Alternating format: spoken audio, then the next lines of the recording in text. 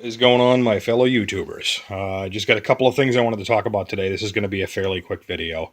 I did some more organization of the toolbox here. I have managed to make essentially a completely empty drawer here.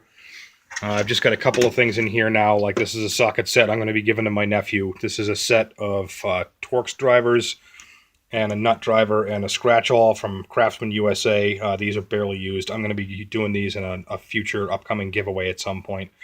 I've got a Wiss set of aviator shears that are really nice, and these are two Craftsman tools. That's a Craftsman USA drum brake tool and a Craftsman USA set of plier pipe wrench pliers. These used to be my dad's. Those are really nice.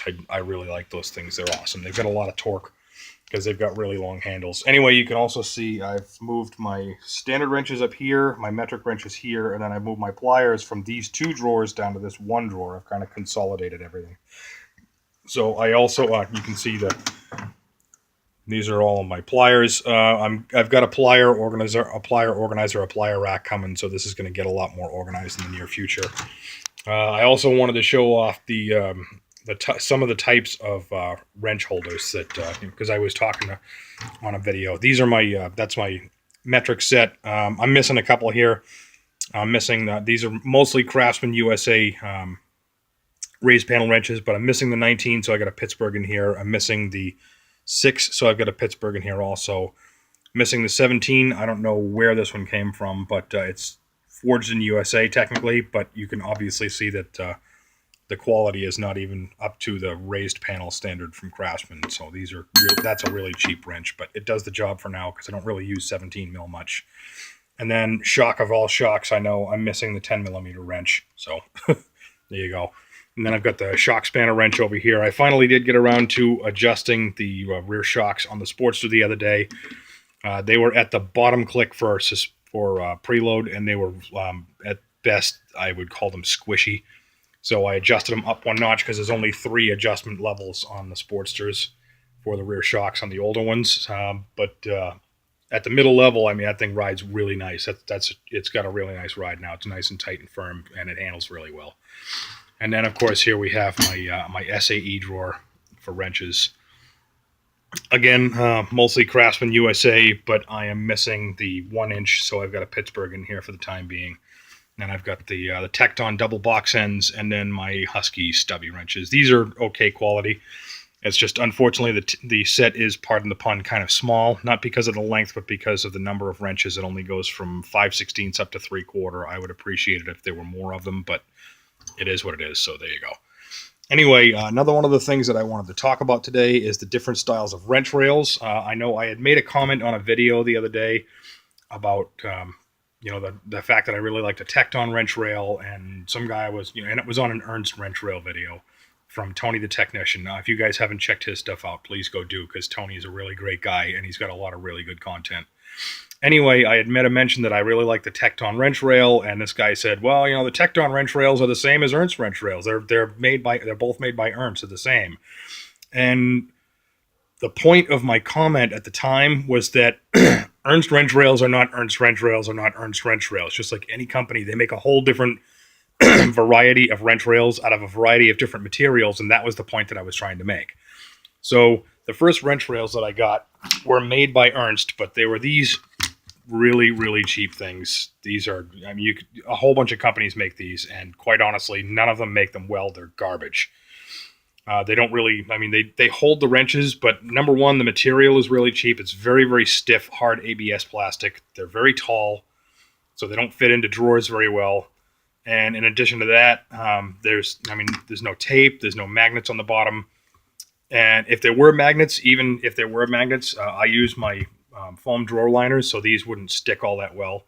So the only thing holding them down would be the weight of the wrenches, and when you shove a drawer shut, these things would fall over, the wrenches would go all over the place, and it would be a disaster. I'd have to rearrange my wrench drawer every time I open it up, so it's just a pain in the ass. So these rails, junk. Get them out of here. This is the next style of Ernst wrench rail that I personally know, have experience with, and this one is, you can see here, it is also made by Ernst wrench rail. This one is mostly a hard ABS plastic, so it's still very stiff, but It's got a broad base, so it does, and it's one piece, so it's not going to fall over like the other cheap ones will. I like how low profile it sits because they sit at a very nice pitch. The wrenches do sit at a nice pitch in these, so it's fairly low profile, so it'll fit really well in pretty much any drawer. You can clearly see that this drawer is not very tall. Obviously, that drawer is not tall, so this wrench rail system will fit in pretty much any drawer. However, again, it is a fairly inexpensive rail. There's no magnet, there's no adhesive. Again, if there were any foam, a magnet wouldn't really work that well anyway. So the only thing holding it down is the weight of the wrenches, but since I'm not moving this box around a lot and I'm not like slamming my drawers, this will work just fine. The third wrench rail style that I have experience with now is this Tecton one, which is, if you were here and you were able to look close, you would see that this is not 100% plastic. This is made with some sort of a fiber reinforcement. My guess would be probably about like 30% or somewhere thereabouts. But as you can clearly see, this rail is very flexible. This stuff will really move. This rail will not crack. It will not break. That is a really great rail. And it uses a friction fit for the wrenches, so you can actually hear that it's got some tension. And it holds the wrenches in there nicely. This one is just a tad bit on the tall side, so it actually hits the drawer right there.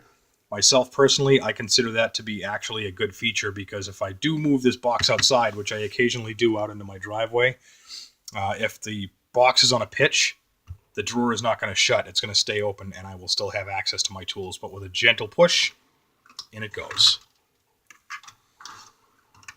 So again, I really like this wrench rail. It also has it's got the grab and go handle back here. If you pop this one out, there's a handle that will fold right up. And since this is made of that really flexible plastic, it's not going to break off with extended use. It's still going to be there for however long you own the set. So these are great. Anyway, I've got some new Tecton wrenches coming in, some Tecton combination wrenches in the same grab and go rail here. So I am going to be having a full set of wrenches of all one name brand and one set.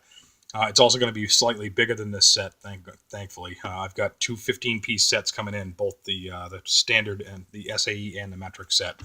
So that's going to be nice. I'm also planning on getting some more combination wrenches, hopefully a bigger set than this one. I want to get the SAEs and the metrics, so that'll add a little bit more in this drawer here. And I'm eventually going to be getting the Tecton metric double box end wrench set as well, so that'll go in here underneath this section.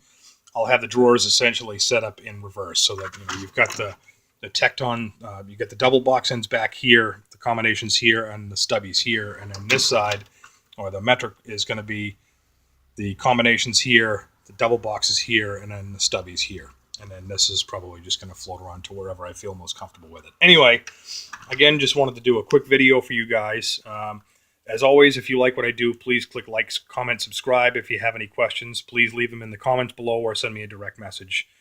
If you really like what I do, there's a little notification bell down here that you can click, and that will notify you anytime I post a new video on YouTube, or if I'm going live, it will also let you know that.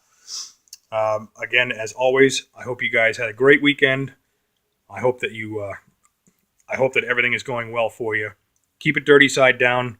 Have a productive day. I'll see you in the next video, guys.